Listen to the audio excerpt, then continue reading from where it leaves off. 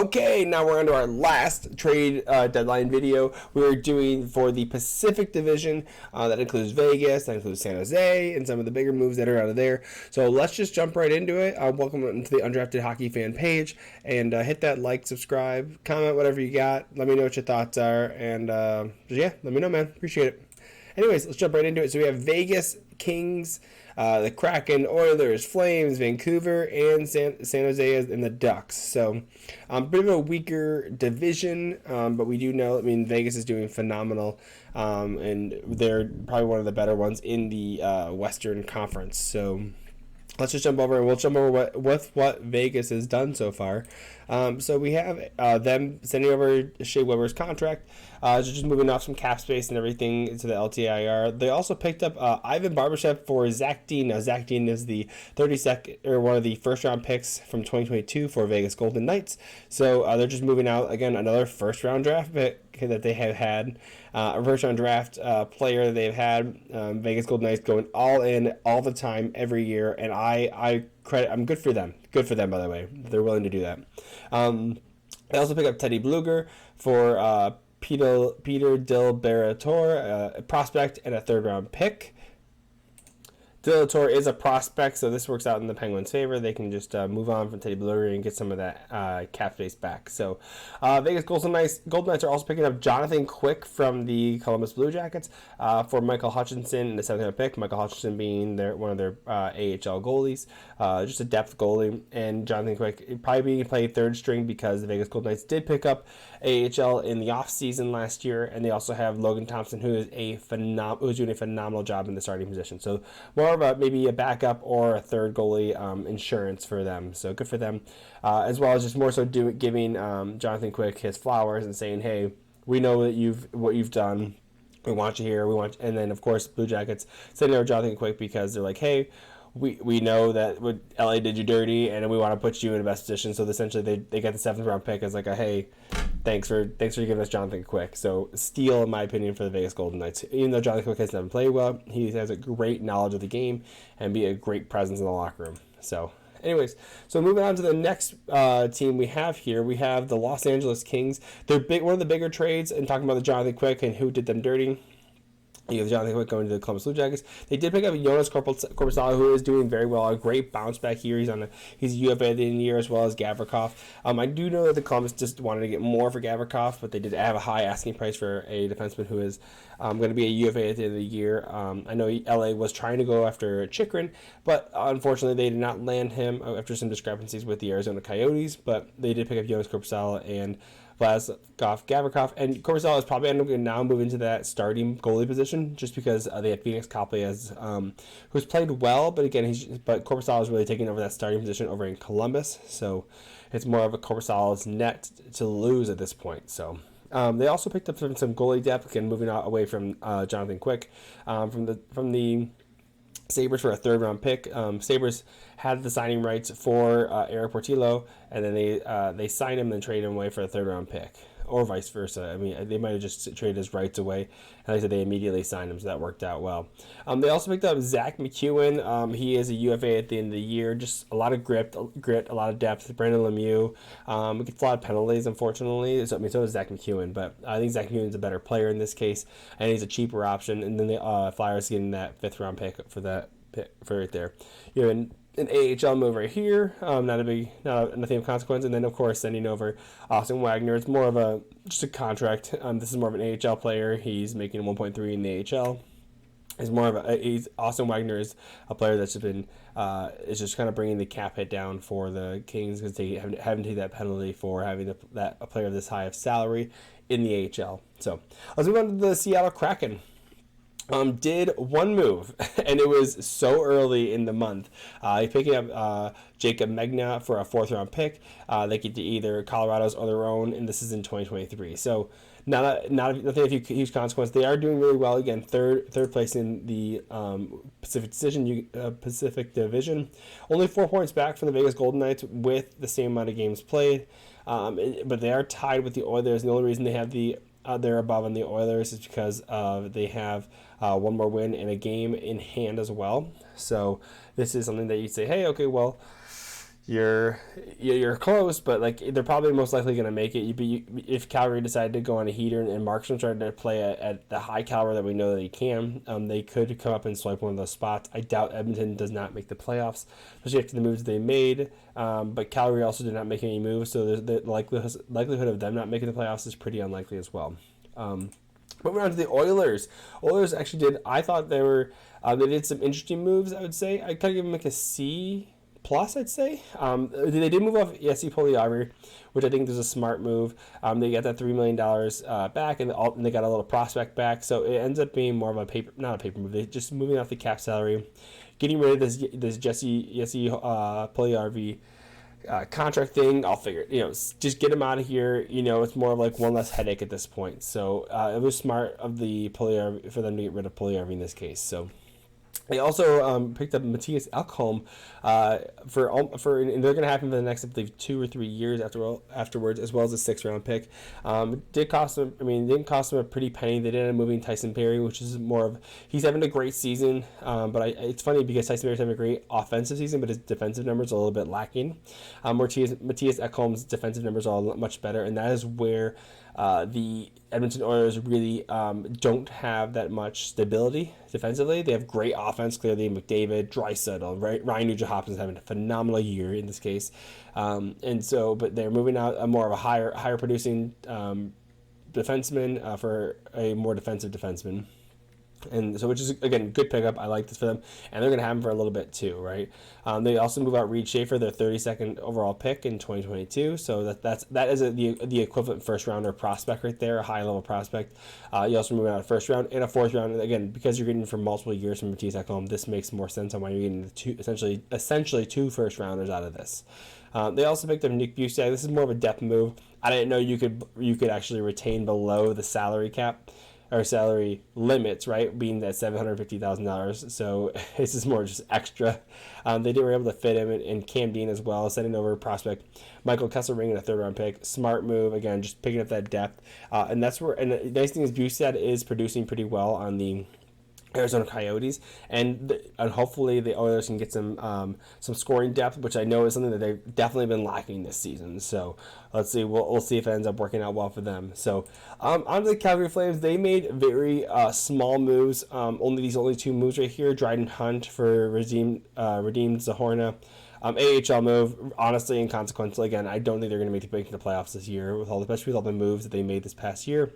There's just a lot of instability with the organization. So they did try to do something. They picked up Nick Ritchie, who's doing well on the Arizona Coyotes, as well as Troy Stecher, a good defenseman. Sending over his brother, Brett Ritchie, which we believe is the first time brothers were actually traded in the same trade together. So as well as prospect Connor Mackey. So again, just small little trade over here, and so it's fairly inconsequential for the Flames. Really a flop in my opinion. They made most of their moves in the offseason, picking up the 1st-round pick from Florida for Brady Tkachuk, as well as Mackenzie Weegar and Huberdeau as well. So I don't think they had a ton of money to work with, but either way, they did not make any moves. And again, I think this is more of a wait and see season for them. Most hopefully they'll make some moves in the offseason to try and shore up that depth. So moving on to the Vancouver Canucks, who did a lot of good things. I really liked a lot of their moves. I would say one thing I'd say about the Vancouver Canucks, I actually thought they did really well. The only thing that I would say is if you don't trade Horvat and you trade JT Miller instead, everything looks really good. That's where I'm at. I think that Vancouver Canucks, I'm really impressed with 85-90% of their trades. I thought they did a good job. I think moving out Bo Horvat was not smart. But I think because there was a UFA, I think he wanted to stay. I think he was planning on being a Canucks for a long term. But of course, he signs that long-term 8-year deal, 8 years, $8.5 million AAV with the Islanders. But now again, picking up Anthony Villiers, Atu Ratu, and a 1st-round pick. Again, that's good pickups in my opinion. This is top 12 protected. That pick, and by the way, Vancouver did move this pick out in a trade for Filip Hronek, which we'll talk about in a little bit. Vitaly Krasov, good pickup again. You're not moving out much. You're moving like a B-level prospect in William Lockwood and a 7th-round pick. This could work out really well if they can keep Kraftstoff to stay. There was some rumors of him actually just going to back to the KHL, back to Russia. But if they can convince him to stay and say, hey man, we got a future here, we can do some good stuff here, I think that could work out really well for Kraftstoff and the Vancouver Canucks. Here they are turning a roster player into a prospect, so that's not a bad move right there. The Sabres wanting to get a little bit better. I don't think it's crazy better. It's more of a depth move for the Sabres, but here we go. We have Josh Bloom going as a prospect. Again, Canucks build up that prospect pool to try and get better fairly quickly. I think they're trying to do a retool. It's probably not being better fully next year, but within the next 2 or 3 years. So they also moved out Luke Shen. There was talks about Luke Shen actually staying with the team, but the Leafs were willing to give up a third-round pick for him, which I think he was really happy to go back to Toronto, but he actually might sign in the offseason, so this might just be hey, set him away for the playoffs and then have him come back in the offseason, so that might work out really well for the Canucks. This is the one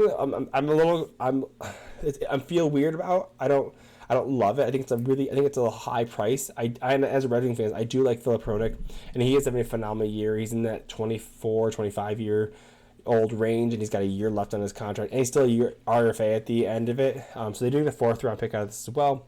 So they get a 1st and a 2nd round pick, which they just got this in the Bo Horvat deal. I don't necessarily agree with it. I don't think it's the smartest move in this case, but they have a direction and they're sticking to it. Jim Rutherford is sticking to that direction, and that's the one thing I would commend him on, is that he said, hey, I want to get middling tier players who need those second chances, and this is one that he's done well. He's young, and Hronek could end up being a great pairing with Quinn Hughes for the rest of their career together, potentially. So if it works out well, so we'll see how it goes. Again, moving Curtis Lazar, this is just more of a nice, good 4th overall pick. And then moving out, I don't know why they did this. It's an AHLer. It's fairly inconsequential for the Canucks. So clearly they didn't see a future with this guy for the Canucks long term. We also have the Anaheim Ducks over here making a AHL trade right here with Chicago, inconsequential. We all knew that Henry Thrun was not going to be signing with the Ducks. He told them as much. He went to Harvard University last year, played well, and of course the Sharks sent over a 3rd round pick so they can pick him up and sign him to an ELC. We got another Chicago AHL move right here with Dylan Sekura. Another AHL move with the Sabres. Again, Ducks really not capitalizing, in my opinion, on this full rebuild that they could have. Of course, they're having a terrible season, so they don't have many assets to give away. They were able to give away Dmitry Kulikov. Now, Dmitry Kulikov is having an okay season, about 15 points in 60 games, so nothing too crazy right here, but it is something, and he's half retained for the Penguins, and he is a UFA at the end of the year, so making something out of nothing, picking up. By the way, they also picked him off a waiver, so they were able to get a 3rd round pick and Brock McGinn for this. And the cool thing about Brock McGinn is that he just passed through waivers as well, so he is in the AHL, so they are able to potentially use him as a project long term. He does have 2 years. Brock McGinn does have 2 years left on his contract. So that would be an option for them to see if they can kind of work with him and try and get him a lineup and potentially flip him either next year or the year afterwards. So either way, they're going to need bodies at the Ducks just to be willing to play there. But here we go. They got a player out of it as well. The other one is picking up John Klingberg in the offseason for $7 million for 1 year. The Ducks did this, trying to revamp him, trying to see if they can flip him for I think the goal was last year over last season was to be able to use John Klingberg to see, hey, he can produce, and see if he can produce on the Ducks and potentially get a 1st round pick out of him. Even half retained, they were only able to get a 4th round pick and 2 other players. They were able to get a prospect signing rights for, like I said, Nikita Nesterenko, and then Andre Sutster. Again, it's fairly inconsequential. My apologies. Andre Sutzer is actually a veteran, 32 years old, but he is UFA at the end of the year, so that is something, right?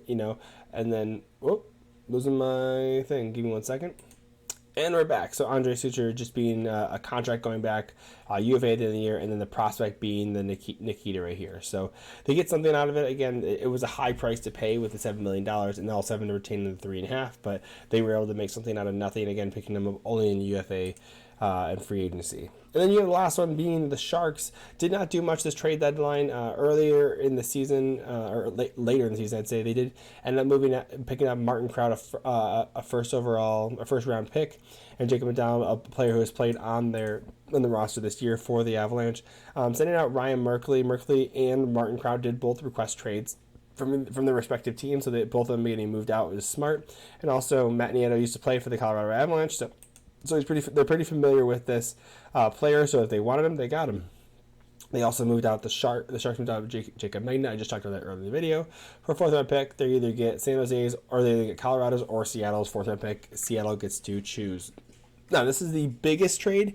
I don't say it's the best trade, but it's the biggest trade of the season, being that there was 13 pieces in this with the Devils and the Sharks, moving out Timo Meier for everything in the cover, essentially. So they get the 1st round pick right here. They also get the 2nd round pick, and they get a 7th. So with some of the conditions, overall, these are probably going to, from what I remember, so if you see the 1st round pick is, if it's top 2, it moves to 2024. If the New Jersey Devils go to the Eastern Conference Finals and Meier plays in 50% of the games, so that's pending injury, right? Or New Jersey Devils makes the 2024 Eastern Conference Finals. So let's break down this first part. So if they make the finals in 2023 Eastern Conference and Meier plays 50% of the games, the pick becomes New Jersey's 2024 first, right? So it gets moved a year, right? Now, that is just for this year, right? There's the other condition that, let's say, because there's not a contract currently for Timo Meier, and then this goes to this next part of this contract. It says if the New Jersey Devils make the 2024 Eastern Conference Finals, so either year they make the Eastern Conference Finals, mind you, Meier might not be with the Devils next year. He is an RFA, so they have his signing rights, but they can decide to move him at the trade deadline for picks, right? So that's where there's a lot of conditions here. They're like, hey man, what if he doesn't sign? Well, then you don't get the pick, right? That doesn't make sense for them not to do that, because then they wouldn't get the pick. So why would they give up that higher pick? They don't have to, right? So that is one of the conditions for the 2nd round, right? So that's why they're only willing to give a 2nd round, but only becomes a first if they're able to keep Meier, or if Meier plays 50% of the games, and or they go into Eastern Conference Finals. They also get Shakir Mahatmadulin, which is one of their prospects. This is more of another prospect. David Zetterlund moving just contract. Andre Johansson, the contract. Again, moving out some AHLers, just trying to make the rosters fit, because there's a lot of contracts in dealing with this, trying to make it 1-for-1, so that either team doesn't go over on contracts. So this is a huge trade. I don't think it was as big of. I think they could have gotten more, in my opinion, but it's surprising that they didn't. And there was a deal supposedly with the San Jose Sharks and Carolina Hurricanes. Carolina Hurricanes offered up 6 different items for them.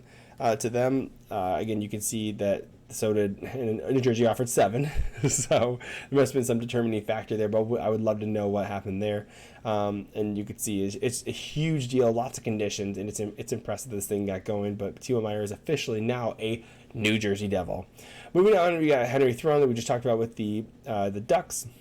Henry Thrun signing with the San Jose Sharks right after going to Harvard University.